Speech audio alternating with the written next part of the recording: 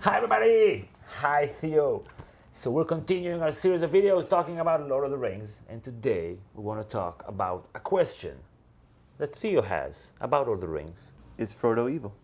Ludicrous, preposterous, but let's keep an open mind. Let's let him state his case and see if we get convinced. Okay, go for it.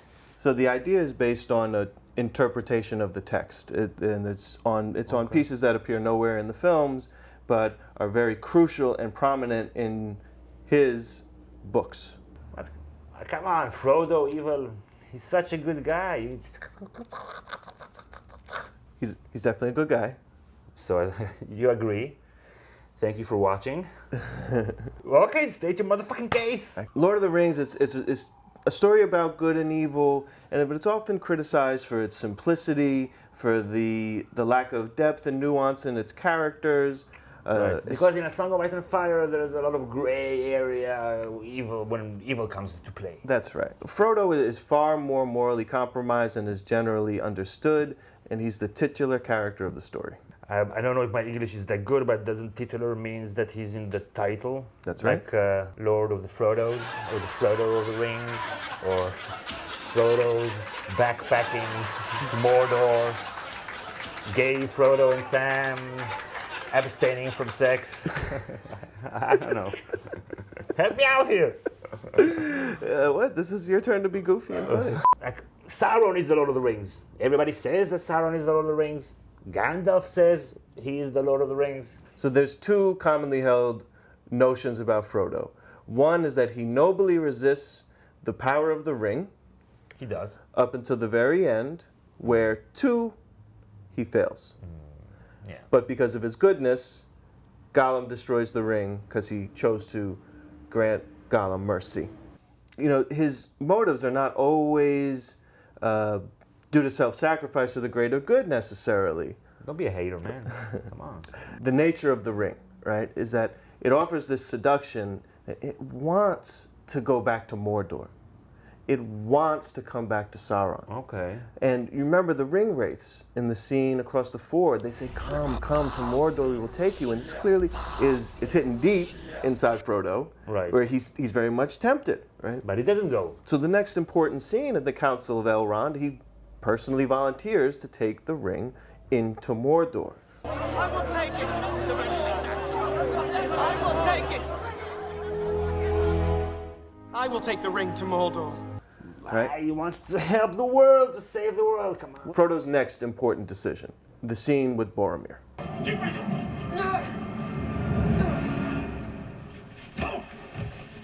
He goes up to the Amonhem and the hill, and he sees the eye.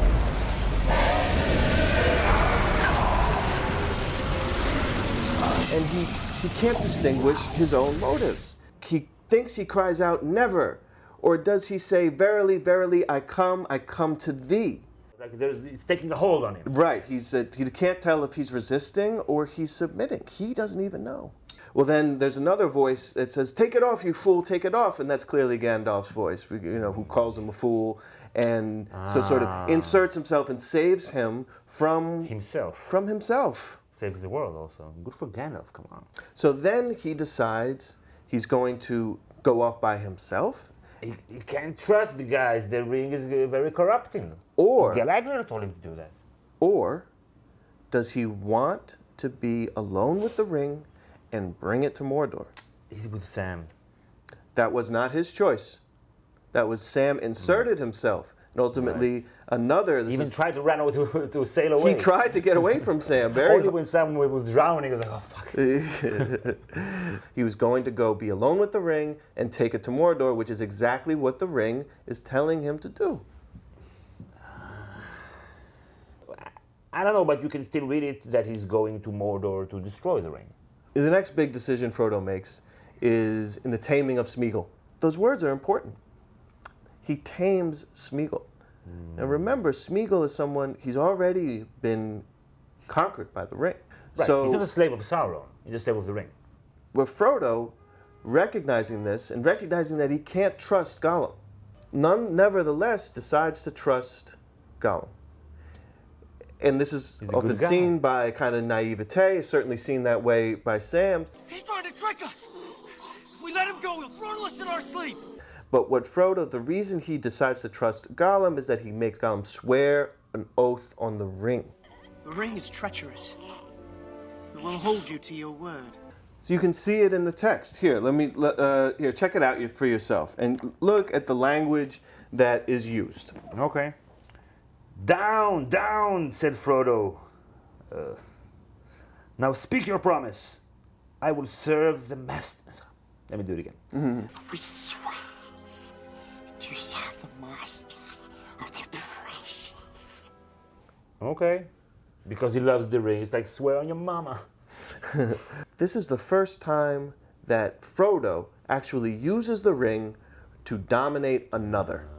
Right. Before he was just using the ring to escape from dangerous situations, or it was by some urge, but not for a specific thing that the ring is good for, known for, not for coercion or power or domination. Okay. Right, Okay. right. So now he is using it to tame Gollum. So he's becoming kind of a Sauron-like, like a Saruman-like, like Right. trying to dominate Right. whatever other people. Not Frodo-like, not Hobbit-like. He looks Right. like a great lord. Right. Where Sam takes a step back and he watches his master, and this Right. and this authority comes over Frodo, and he sees him in a new light, and he sees Gollum sort of whimpering at Frodo's feet, describes him as a dog at the heels of a great lord.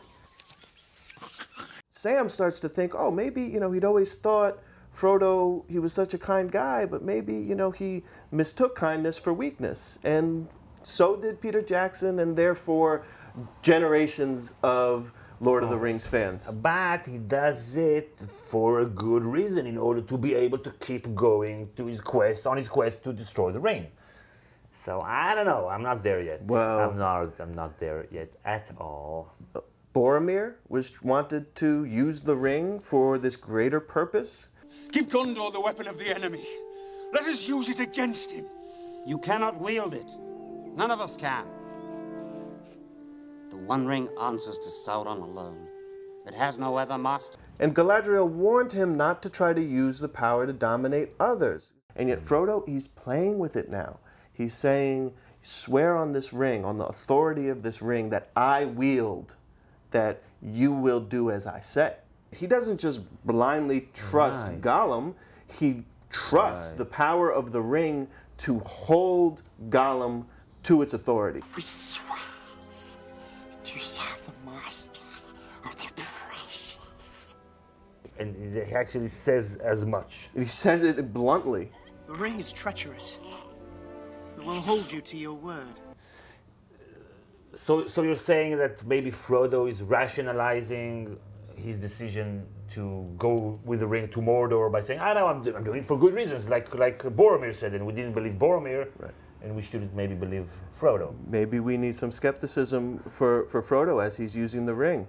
It may be for the greater good in his mind, but he is still giving into the coercive power of the ring. It's a profound transition, and that totally shatters the common notion that Frodo is this vanilla character Right. who, Lukewarm.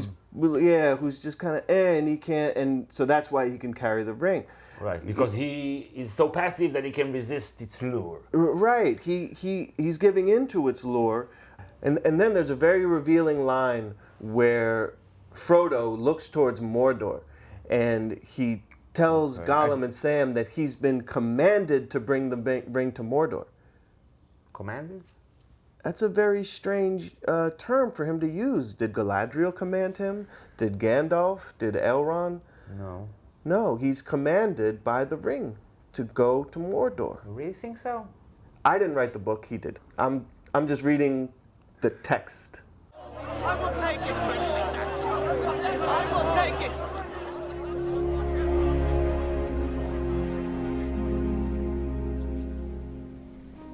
I will take the ring to Mordor. Takes it a step further in using the ring as the power to dominate Gollum.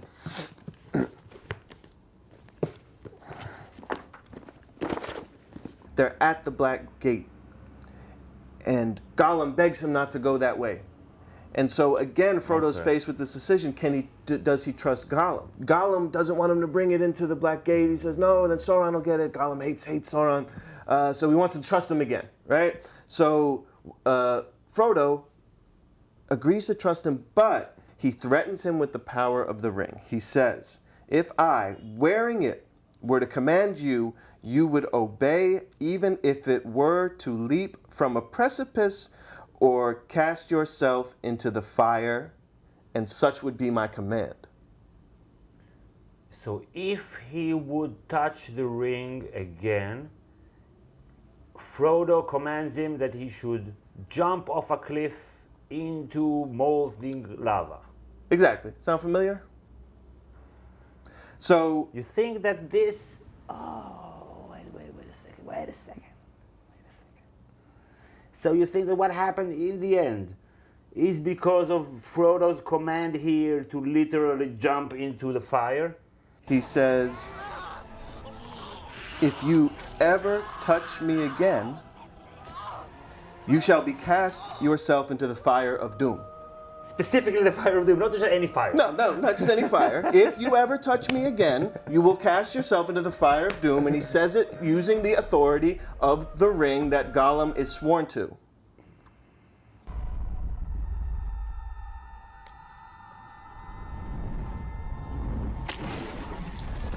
Yeah. I don't know, that's good. I must say, that's good. I think it's a slow progression, and that he is gradually seduced, and he's seduced by using the authority, and that each time that he commands Gollum, that he's getting closer to becoming the Lord of the Rings and closer to that moment where he betrays the mission and puts the ring on his finger at the precipice. Right. The ring is mine.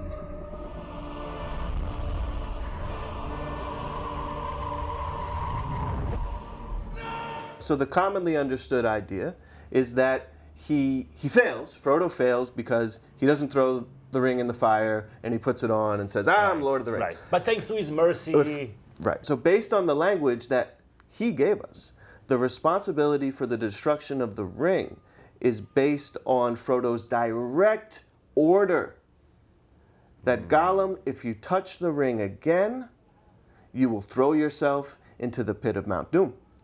Which he does. The next time Gollum touches the ring, he throws himself into the pit of Mount Doom. It's hard to ignore that kind of direct action and reaction. If I order you to do something and then you do that exact something, it's hard to overlook that I ordered you to do it. And it was very, very specific. It's very how specific. How come we haven't noticed it before? When did you think of this theory? It was maybe the 7th time I read the books that I noticed it. Because it is very, the films are very distracting. They we tend to, they're like a default narrative. It's a shocking turn, but in a close reading, you see that it had been coming. It was building in him and building in him. And so the common film adaptation where the ring is just this thing that is hard and it hurts and it's sort of, and it's just like, I'm carrying this refrigerator so far and it's my arms hurt, the suffering. Right. Well, it's far more nuanced, right? He is being tempted to be the Lord of the Rings. I think it makes the story way more interesting. It's far more compelling, and it definitely undermines this conventional notion of Lord of the Rings being this simple morality tale with no nuance, good and evil, hero's journey, blah, blah, blah, been there, done that. I'm saying that he is a complicated character who gives in to the power of the ring. And like everybody else. Sam is the one who really resists the power of the ring. When he tries it on in Mordor, he has this vision of himself as a general leading armies and being Sam the Great, but he recognizes his own humility and smallness, and he takes it off. But what Tolkien wanted us to see with the ring is that this sense of coercion is so profound that the best of us will give into it. Frodo also volunteers to give it to Galadriel. If you ask it of me, I will give you the One Ring. You offer it to me freely. Which can't be overlooked when looking at the conflict of his decency and his humility with being tempted to use the power. But he is no different than Boromir in the end of the story. By providence or fate, Right. it was validated Right. that the ring destroyed itself. So no, Frodo is not pure and noble. He gives in to the power of the ring to command another. Ultimately, he is the Lord of the Rings. Boom. So, if you agree with Theo, if you think this theory has legs, I don't know, it kind of swayed me, I must say. You should mention in the comments what you think, and if you enjoyed the video, click like and subscribe to get all our Lord of the Rings videos. And to support our channel, you should go to patreon.com/GOT Academy. You can pledge there and get access to all our Patreon-only content. So thank you for watching. We'll see you all next time. Bye, everybody.